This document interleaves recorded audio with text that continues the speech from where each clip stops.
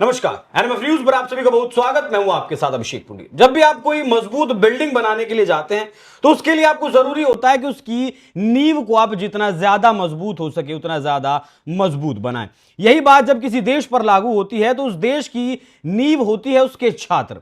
लेकिन हिंदुस्तान की फिलहाल सरकार की नीतियां या फिर कोर्ट में जो छात्रों को लेकर मामले चल रहे हैं उनमें इतनी ढिलाई बरती जा रही है कि न्याय के इंतजार में छात्रों की आस और उम्मीद टूटने लगी है। आज बात करेंगे नीट पीजी का जो एग्जाम होना है उसके बारे में, किस तरीके से इस एग्जाम को लेकर मामला सुप्रीम कोर्ट पहुंचा है।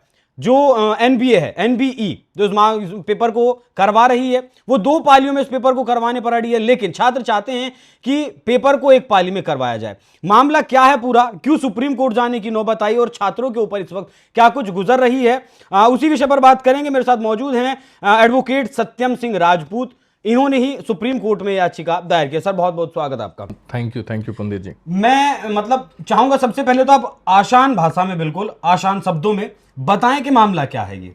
देखिए, जो नीट पीजी का मामला बेसिकली पिछले साल से ही चला आ रहा है। लास्ट टाइम में भी बच्चों ने सिंगल शिफ्ट की डिमांड की थी और इस बार भी सिंगल शिफ्ट की डिमांड कर रहे हैं। उनका कहना है कि देखिए, नीट पीजी एक ऐसा एग्जाम है जो रिकॉल बेसिस एग्जाम, बाकी एग्जाम से बहुत डिफरेंस है इसका। और रिकॉल बेसिस में मेमोरी बेस्ड एग्जाम में होता है नीट पीजी का। दूसरी बड़ी बात आती है जब नीट पीजी में क्यों सिंगल शिफ्ट का डिमांड क्यों है बच्चों के सामने, क्योंकि सबसे बड़ी बात आती है ट्रांसपेरेंसी की। क्योंकि नीट पीजी एक ऐसा एग्जाम है जहाँ पे बच्चों को ना तो क्वेश्चन पेपर दिया जाता है, ना तो आंसर शीट दी जाती है, ना तो रॉ मार्क्स दिए जाते हैं। उनको किसी भी तरीके का कुछ प्रोवाइड नहीं किया जाता। सीधा उनको ये बताया जाता है कि आपके इतने क्वेश्चन गलत हैं और ये आपका रैंक।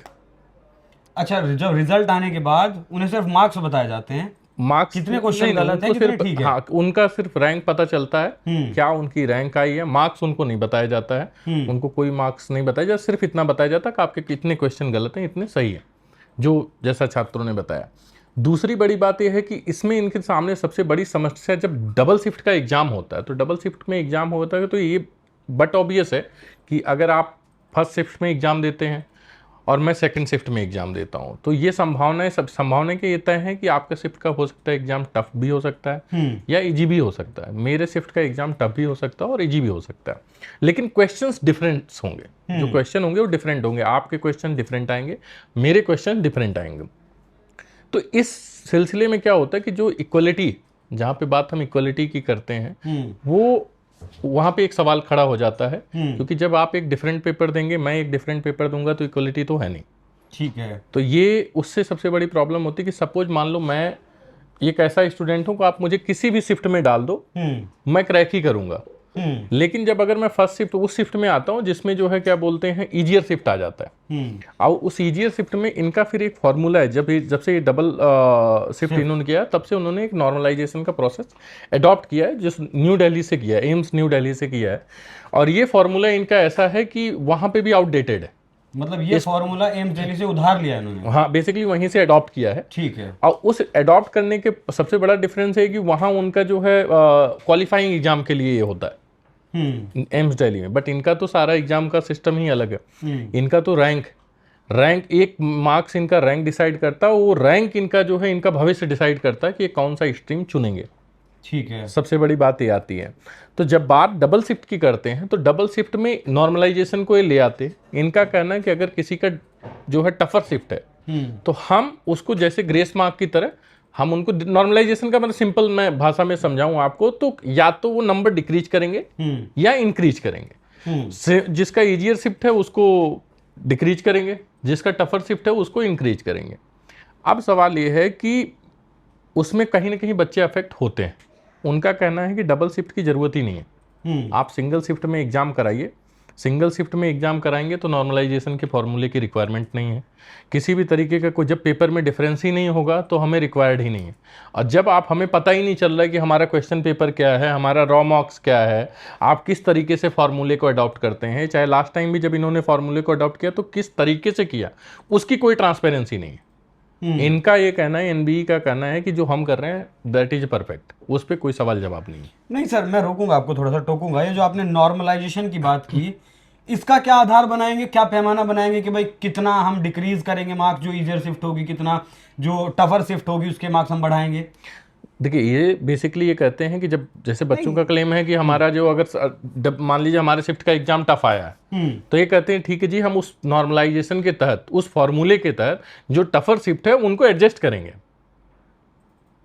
जैसे बेसिकली एक ग्रेस मार्क क्या होगा, जिस तरीके से ग्रेस मार्क होता है वो उस तरीके से बताते हैं कि जैसे ग्रेस मार्क होता है ना कि आप भाई चलो टफ आ गया या फिर पास होने वाला है, इस मार्क से इतने मार्क से कम पड़ रहा है इसका क्योंकि इसका शिफ्ट टफ आया है, तो हम उस फॉर्मूले को उस मेथड को अप्लाई करके हम उसमें ऐड करें। मजाक चल रहा है तो छात्रों के जीवन के साथ। चूंकि ये फॉर्मूला चूंकि वैसे भी इतना ट्रांसपेरेंट है ही नहीं, तो समझना भी बड़ा टफ है, क्योंकि इन्होंने फार्मूले को ये कैसे अडॉप्ट करते हैं इसको भी इन्होंने नहीं बताया कि लास्ट टाइम इन्होंने फार्मूले को किस तरीके से बच्चों पे अडॉप्ट किया है। अगर शायद ये उसको भी ट्रांसपेरेंट करते या उसको भी ये पब्लिक डोमेन में ले आते कि जी चलिए ये 2 शिफ्ट का एग्जाम हुआ, हमने इन बच्चों को इस तरीके से फार्मूलों को सेट किया, नहीं तो उस तरीके से भी नहीं हो। शायद इस बार उन्होंने फार्मूलों को चेंज करने की भी बात की है कि फार्मूला शायद इस बार नए तरीके से वो लगाएंगे। तो ये जो ट्रांसपेरेंसी का जो सबसे बड़ा सवाल है, इससे बच्चे, चूंकि ये मेडिकल जो नीट पीजी एग्जाम है वो बेसिकली डिसाइड करता है कि डॉक्टर्स कौन सा स्ट्रीम चुनेंगे। ये इसके बाद वो मतलब एक तरीके से जैसे नीट यूजी होता है फिर नीट पीजी है, नीट पीजी उनका एक फाइनल डिसाइडिंग फैक्टर होता है उनके भविष्य का, कि वो डिसाइड करते हैं कि हम जो है साइकेट्रिस्ट बनेंगे या फिर क्या करते हैं। तो रैंक डिसाइड करता हो कि किस बेसिस से कौन सा स्ट्रीम में जाएंगे। तो ये उनके लिए सबसे बड़ा सवाल है कि अगर इस तरीके से चीज़ें होंगी तो उनके मनपसंद, उनकी मेहनत के बाद भी उन्हें अपने मनपसंद का स्ट्रीम नहीं मिल पाएगा, मनपसंद का कॉलेज मिलना मुश्किल होगा। ये एक सबसे बड़ी समस्या है। ठीक है सर, तो जिस समय पर देश में एक मतलब समान शिक्षा नीति की बात होनी चाहिए, वैसे वक्त में देश में एक देश एक चुनाव की बात चल रही है, मतलब पता नहीं क्या कुछ मजाक चल रहा है इसमें। अच्छा सर, सुप्रीम कोर्ट में जब आप लोग पहुंचे, कब आप लोग पहुंचे सुप्रीम कोर्ट में? देखिए इसमें 5 तारीख को जो है इसमें नोटिस इशू हो गया है। 5 मई में, 5 मई को ही सुप्रीम कोर्ट ने इसमें जवाब मांग लिया है। जवाब मांगने के लिए जो नोटिस इशू किया, जवाब मांगा गया एनबीई से, और एनबीई ने इसमें अपना जवाब दाखिल भी किया है। एनबीई का उस फार्मूले में भी उनका मतलब एक तरीके से ऐसा कहना है कि वो ये कहते हैं, अब सबसे बड़ी बात मैं उनके रिप्लाई की आपको बता दूं, वो कहते हैं कि लास्ट ईयर 95% बच्चे एग्जाम में अपीयर हुए हैं। सो ये दिखाता है कि हमारा सक्सेस रेशियो। अब सवाल ये खड़ा होता है कि जब हमारे पास कोई विकल्प ही नहीं है कि हमें तो एग्जाम देना ही है, चाहे आप डबल शिफ्ट में कराओ चाहे सिंगल शिफ्ट में कराओ, आप तो हमारे सामने विकल्प तो दे नहीं रहे हो कि अगर आप सिंगल शिफ्ट डबल शिफ्ट में एग्जाम नहीं दोगे तो आप ये एग्जाम दे सकते हो। तो ये कहना कि जो है क्या बोलते हैं 95% बच्चे, चाहे इस बार भी मैं कहता हूँ इर्रेस्पेक्टिव ऑफ द रिजल्ट, चाहे जो भी रिजल्ट हो, जो एक एस्पिरेंट है वो अपीयर तो होगा ही होगा, क्योंकि वो साल भर 1.5 साल से मेहनत करता आ रहा है, वो इसी बार एग्जाम तो देगा ही। तो just because he is appearing in the exam that doesn't mean your formula is successful. तो इनका ये कहना है, ये भी ये कहते हैं कि हमारा फार्मूला इस वजह से भी सक्सेस है क्योंकि 95% बच्चे लास्ट ईयर अपीयर भी हुए। ये कौन सा जवाब हुआ इसमें? तो अच्छा ये बताइए मुझे आप, ये जो पालियो वाला सिस्टम है ये अभी शुरू हुआ है, पहले से लागू है? ये लास्ट ईयर से हुआ है। उससे पहले सिंगल शिफ्ट में ये होता उससे पहले सिंगल शिफ्ट एग्जाम होता था, बाकी सब जैसे नीट यूजी में। खैर अच्छा, पहले सर ओएमआर सीट वगैरह पर ये एग्जाम होता होगा? देखिए इनको तो पहले, इनको कभी ऐसे इनका नेट जो नीट पीजी का है, नीट पीजी को कभी भी क्वेश्चन पेपर नहीं दिया जाता था। क्वेश्चन पेपर, आंसर शीट, इस तरीके की चीजें इनको प्रोवाइड नहीं की जाती थी। नहीं सर, मान लिया एक बच्चा है वो अपीयर हुआ एग्जाम में, अपनी सीट पर जाकर बैठा, तो उसको क्वेश्चन पेपर मिलता होगा ना? हाँ। या फिर वो कंप्यूटर बेस्ड है, वो वहीं उस पर करता है। तो क्या मैं मान लूं कि भारत के पास या फिर इस देश के जो शिक्षा का तंत्र है या जो ढांचा है वो इतना नीतिगत नहीं है कि सभी बच्चों का एक पाली में करवाया जा सके? क्या सेंटर्स इतने प्रभावी नहीं है कि सारे बच्चों का एक पार्लियामेंट्री एग्जाम आप ले सकें? ये अब चूंकि इस बार इन्होंने सेंटर रिड्यूस करके 173 अराउंड कर दिए हैं, उन पे अब इसका लॉजिक तो मुझे ये समझ नहीं है। उस पर कहते हैं कि हम ट्रांसपेरेंसी रख पाएंगे, हम इस पे मॉनिटर कर पाएंगे। अब चूंकि अब बच्चे अक्रॉस इंडिया से देते हैं, आप अगर सेंटर रिड्यूस करोगे तो ऑब्वियस सी बात है एक बच्चे जिसको हो सकता है 10 किलोमीटर 50 किलोमीटर पे जाना पड़ेगा, उसको ट्रैवल ज़्यादा करना पड़ेगा। एक स्टेट से दूसरे स्टेट, एक स्टेट में ही उसको सबसे ज़्यादा ट्रैवल करना पड़ सकता है। तो रिड्यूस करना, सेंटर रिड्यूस करना तो कहीं से लॉजिकल नहीं है। आपके पास और ये कहो करीबन आप देखिए बच्चों से जिस तरीके से फीस लेते हैं, जो बच्चों का बताना है कि टोटल 80 करोड़ जो है क्या बोलते हैं इनके पास बजट आया हुआ है, और 8 करोड़ के आसपास जो है इन्होंने जो जिस तरीके से ये असाइनमेंट करते हैं लोगों को, 8 करोड़ के अराउंड ही इन्होंने स्पेंड किया है जो सेंटर से अलॉट करते, जैसा कि जो एस्पिरेंट्स बता रहे हैं। तो ऐसा नहीं है कि इनके पास फंड की कोई दिक्कत है, बच्चों से प्रॉपर फंड और फीस लिया जाता है, उसी बेसिस पे एग्जाम होता है। तो इनके पास पूरे तरीके से मैकेनिज्म, और ये कहते हैं कि अगर हमारे पास मैकेनिज्म ही नहीं है, हमारे पास रिसोर्सेज ही नहीं, तो हमें लगता है अपने आप में एक सबसे बड़ा सवाल है कि फिर आप इतने मतलब एक मेडिकल का भविष्य, एक जो है आप स्वास्थ्य, जब कोई डॉक्टर बनता है तो किसी न किसी हॉस्पिटल में जाता है, तो वहाँ इलाज करेगा। और बौद्धिक और तरीके से भी अगर आप इसको देखें इस सवाल को, तो कहीं ना कहीं पूरे देश की जो स्वास्थ्य व्यवस्था है उस पर कहीं ना कहीं सवाल खड़ा करता है। क्योंकि जब हम डॉक्टर्स बनाते हैं तो ये बेसिक है उनका, हम फंडामेंटल जहाँ से हम तैयार कर रहे हैं, अगर वहीं से ही लूप होल्स शुरू हो जाएंगे तो फिर आगे का तो फिर आप देख ही रहे हैं जिस तरीके से मेडिकल कॉलेज खुल रहे हैं वो क्या हाल है। फिर वो कहीं ना कहीं मेडिकल कॉलेजेस में, जो प्राइवेट मेडिकल कॉलेजों में जाएंगे, लाखों रुपए फीस भरेंगे और उसी तरीके से डिग्री ले लेंगे। सो ये अपने आप में सबसे बड़ा सवाल है अगर ये कहते हैं कि हमारे पास रिसोर्सेज ही नहीं, क्योंकि बच्चों से आप फीस लेते हैं और एक अच्छी खासी फीस आप जो है एग्जाम के लिए लेते हैं, तो ऐसा भी नहीं है कि आप जो है आपके पास इकोनॉमिकल कोई प्रॉब्लम है कि आप सेंटर्स पे खर्च नहीं कर सकते या रिसोर्सेज पे खर्च नहीं कर सकते। मतलब पैसा है लेकिन खर्च नहीं करना चाहते, उस तरीके की नीति मानसिकता नहीं है। चलिए मैं अब कानूनी पहलू पर अगर मैं आऊँ, 5 तारीख की आपने बात की, नोटिस इशू किया गया सुप्रीम कोर्ट के द्वारा, फिर एनबी का जवाब आया, उसके बाद क्या कुछ हुआ? देखिए, अब उसके बाद तो करीबन कई बार मेंशन भी हुआ ये, सबसे पहले चीफ जस्टिस ऑफ इंडिया के सामने ही ये मैटर लगा हुआ था 5 टाइम। उस टाइम पे जस्टिस BR गवई चीफ नहीं हुए थे, होने वाले थे। उस दिन ये 5 मई को नोटिस इशू हुआ है। उसके बाद कई बार उनके सामने इसकी अर्जेंट हियरिंग को लेकर के मेंशनिंग हुई है। अभी कल परसों में बेंच चेंज हो गया, अभी बेंच जो है जस्टिस विक्रमनाथ और जस्टिस संजीव कुमार के सामने इसको सुना जाएगा कल की तारीख में। और इस मामले में एक और भी जस्टिस पारदीवाला के सामने से कुछ दिन पहले ही एक जजमेंट आया है, state of UP versus Bhavika Tiwari करके। तो उसमें जस्टिस पारदीवाला ने इस पे काफ़ी स्ट्रॉन्ग ऑर्डर पास किया, एक प्रॉपर जजमेंट ही पास किया, जिसपे इन्होंने बोला भी है जस्टिस पारदीवाला ने कि आप जो है बच्चों का रॉ मार्क्स और ये सब सारी चीजें जो है पब्लिश करो, आप किस तरीके से फॉर्म में, मतलब एक आप ओपेक सिस्टम बनाओ। तो अब देखिए उसको क्या करते हैं उस तरीके से, क्योंकि पिटीशन नीट 24 की भी पेंडिंग है। उस बार भी बच्चे लास्ट टाइम भी बच्चे कोर्ट गए थे। बच्चों के कोर्ट जाने में सबसे बड़ी बात हुई तो लास्ट टाइम पे ये हुआ कि कोर्ट ने ये कह के इनकार कर दिया था कि आप आखिरी समय पे आए हैं और इस समय पे इंटरफेयर करना हमारे लिए संभव नहीं है। तो लास्ट ईयर उनकी पिटीशन इस बात से डिसमिस हो गई। अब इस मामले की सुनवाई कब है सर? इस मामले की सुनवाई कल है। कल अब देखिए, कल हमें लगता है कल मतलब आज जब मैं सर से बात कर रहा हूं तो आज 29 मई की तारीख है और 30 मई को इसकी हियरिंग है सर जी। और 2 जून को एडमिट कार्ड अपलोड होने हैं। 2 जून को इनका टेस्ट सेंटर अलॉट हो जाएगा, 15 जून को इनका एग्जाम है और 15 जुलाई को रिजल्ट आएगा। 15 जुलाई को, मतलब 5 मई में आप लोगों ने पिटीशन डाली। हाँ। और अब तक आपकी सुनवाई नहीं हो पाई। अभी सुनवाई, यही वो देश है, इसी देश की न्यायपालिका आतंकियों के लिए रात को कोर्ट खोल देती है। किसी को जमानत अगर मिलनी हो तो हाई कोर्ट के फैसले को बदल दिया जाता है, सुप्रीम कोर्ट बदल देता है। मतलब एक अलग से बेंच, छुट्टियों के दौरान भी एक अलग से बेंच बनाकर इस देश में नेताओं के या फिर बड़े जो प्रभावी लोग हैं उनकी जमानत हो, उनके मामले का कोई भी सुनवाई हो तो वो काम कर दिया जाता है। लेकिन छात्रों का भविष्य, गौर करिएगा, छात्रों का भविष्य, जिन छात्रों को इस देश के मतलब इस देश के हाथों में जाना है, जो इस देश का इलाज करेंगे, मतलब भगवान का दूसरा रूप मानते हैं डॉक्टर्स को, उनके लिए इतनी देरी इस मामले में चल रही है। ठीक है सर, जैसा मैं देख रहा था 2021 का भी नीट यूजी का एक मामला अभी तक पेंडिंग है। आपने बताया नीट पीजी का 2024 का मामला एक पेंडिंग है जिसमें 23 लाख छात्रों ने पेपर दिया था, वो अब तक सुना नहीं गया है, उस पर अब तक फैसला नहीं आया है। आप तो प्रैक्टिस करते हैं सर सुप्रीम कोर्ट में, आप वहां के माहौल को ज्यादा बेहतर मतलब बता पाएंगे। ढांचे की कमी है, जजों की कमी है, या फिर करना ही नहीं चाहते हैं? देखिए, कई बारी सवाल ये है, एक तो पेंडेंसी तो है, उसमें कोई किसी भी तरीके का शक नहीं है कि कोर्ट के सामने पेंडेंसी का सवाल नहीं है। याचिकाएं बहुत सारी लंबित हैं और एक तरीके से, और ये बड़ा मुश्किल होता है कई बारी। और डिसाइड करना, देखिए डिसाइड अर्जेंसी के बेसिस पे डिसाइड होता है कि कोई पिटीशन को कितना अर्जेंट सुनना है। ठीक है, और एज एन एडवोकेट हमारा प्रयास होता है कि अगर किसी मैटर की अर्जेंसी है तो हम उसको बार बार मेंशन करें, क्योंकि उस पर किसी भी तरीके का रोक नहीं है, उसको कोर्ट सुनती है जब कोर्ट को लगता है।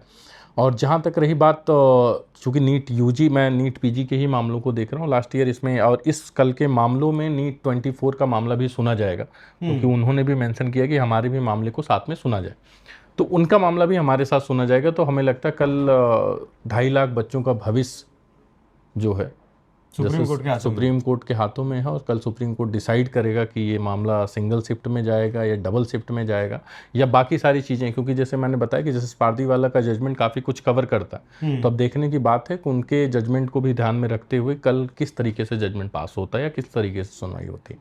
क्योंकि हमारा तो पक्ष यही है कि आप सिंगल शिफ्ट में कराइए और इस तरीके का डिस्क्रिमिनेशन हटाइए।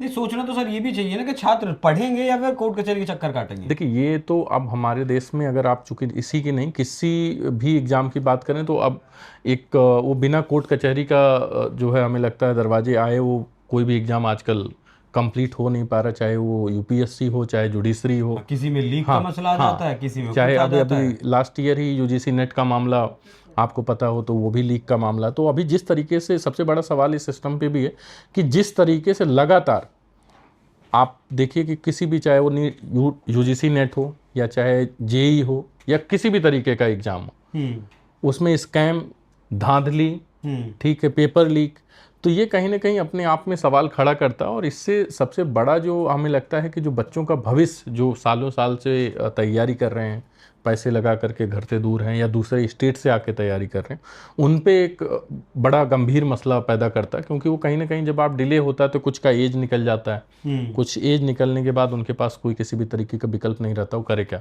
तो कहीं ना कहीं उनके सामने एक अलग बेरोजगारी की स्थिति पैदा भी करता है। तो ये सब कई सारे मसले हैं जिस पे हमें लगता है सिस्टम को देखना चाहिए। बट अनफॉर्चुनेटली हमारे देश की विडंबना है कि जहाँ शिक्षा और स्वास्थ्य जैसे मसलों पे ना तो सरकार का ध्यान है, ना ही मेन स्ट्रीम मीडिया का। सरकार की बात की सर आपने, ये जो संस्थाएं हैं वो मतलब कोई सा भी एग्जाम अगर कराती हूँ, इनके ऊपर सरकार का कंट्रोल होता है या फिर ये मतलब फ्री होती हैं? नहीं, स्वतंत्र बॉडी होती है। कभी भी कोई भी एग्जाम सेंटर कराने वाले जो एग्जाम कराते हैं, चाहे किसी भी तरीके का इंस्टीट्यूशन है, इनको जो टेंडर देता है वो तो गवर्नमेंट ही देगी, चाहे वो टीसीएस को दे दे। नहीं सर, चाहे टेंडर देने तक ही रहता है या फिर उसकी जवाबदेही? नहीं, जवाबदेही भी रहती है, बिल्कुल जवाबदेही रहती है, लेकिन मैं वही बोल रहा हूँ कि जवाबदेही अब ये तय करें और तय करके उसको एक ओपेक सिस्टम की तरह आगे रखेंगे।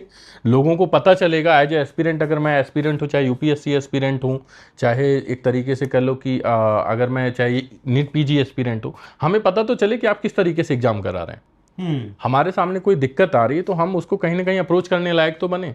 अब जैसे नीट पीजी के ही मामले को बताएं तो इसमें तो जैसे एक तरीके से मैं आपको एग्जांपल देता हूं कि आपके पास जुडिशियल रिव्यू को, किसी भी ऑर्डर को जुडिशियल रिव्यू का ही पावर नहीं हो, उसी तरीके से नीट पीजी का मामला है कि आपके हाथ में तो कुछ है ही नहीं, आपको जितने नंबर दे दिए गए आपको संतोष करना पड़ेगा। हाँ, आपके पास है ही नहीं, आप कुछ कर ही नहीं सकते। जब आप कुछ कर ही नहीं सकते तो आपके पास है ही नहीं। मैं तो सीधा सा सवाल करता हूँ कि अगर आपके पास ना तो क्वेश्चन पेपर है, ना रॉ मार्क्स है, ना आंसर शीट है, तो आप चैलेंज क्या करोगे? कुछ भी नहीं। अच्छा, ये इसी में होता है बस या और एग्जाम्स में भी होता है? देखिए, नीट पीजी का एग्जाम बाकी एग्जाम से अलग है। मैंने आपको पहले बताया कि ये मेमोरी बेस्ड एग्जाम है। बाकी एग्जाम्स जो है एप्टीट्यूड एग्जाम है, चाहे वो अदर, चाहे जेई की बात कर लें या अदर की बात कर लें, तो इसलिए नीट पीजी का एग्जाम अलग बताते हैं। और साथ ही साथ जो इनका लॉजिक है, जो इनका कहने का लॉजिक ये है कि हम नीट पीजी का क्वेश्चन इसलिए नहीं करते हैं कि हमारे पास फिक्स क्वेश्चन पेपर है, उसी में से हम रीसफल करते हैं और उसी को हम जो है बच्चों को देते। तो अगर हम उसको आउट कर देंगे तो हमारे सामने डिफिकल्ट हो जाएगा क्वेश्चन पेपर सेट करना।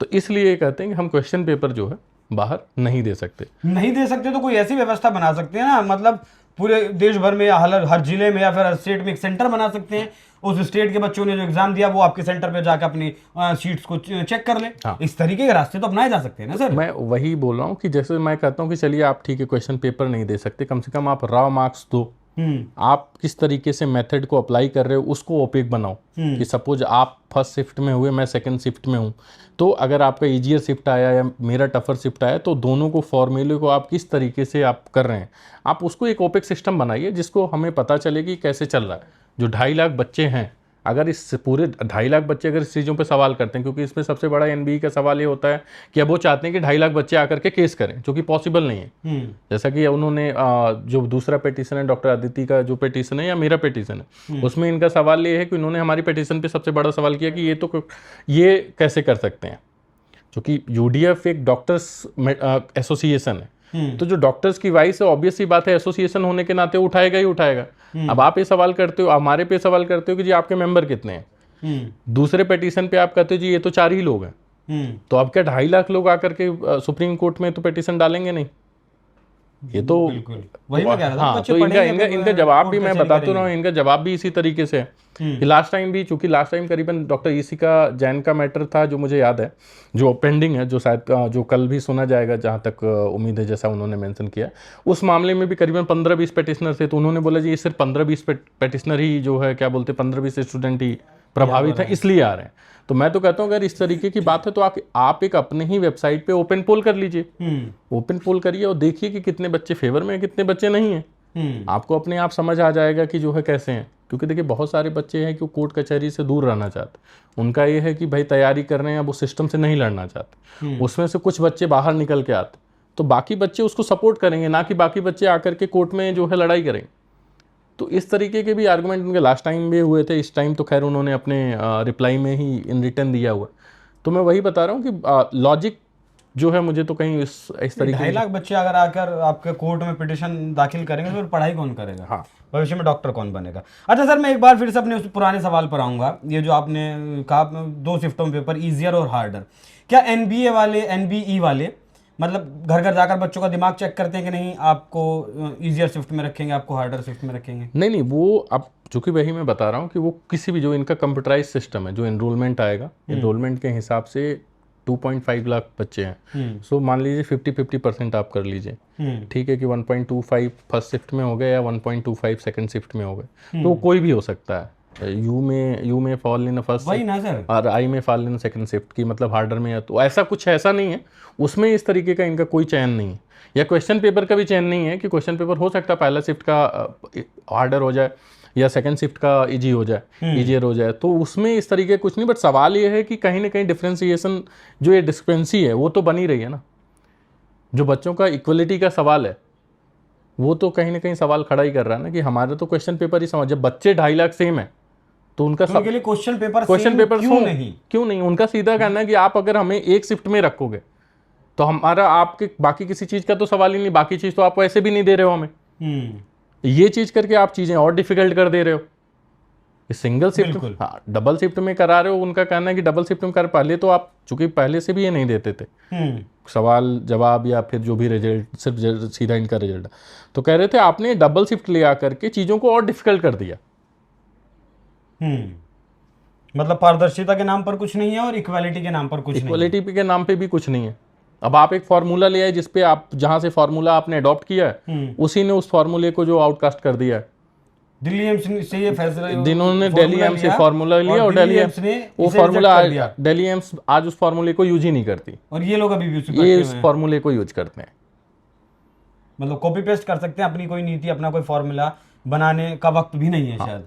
अब वो तो खैर दर्शक भी समझेंगे। बाकी बहुत बहुत धन्यवाद सर। लेकिन मैं चाहूंगा आपसे, जो भी इस मामले में सुनवाई हो, कल 30 तारीख में जो भी कुछ सुनवाई होती है, जिस तरीके से ये चर्चा आपने हमारे साथ बैठकर की, वो जो सुनवाई होगी उसके बाद जो डिसीजन आएगा, क्या कुछ होगा, वो भी एक बार आप हमारे साथ डिस्कस करें और दर्शकों को बताएं।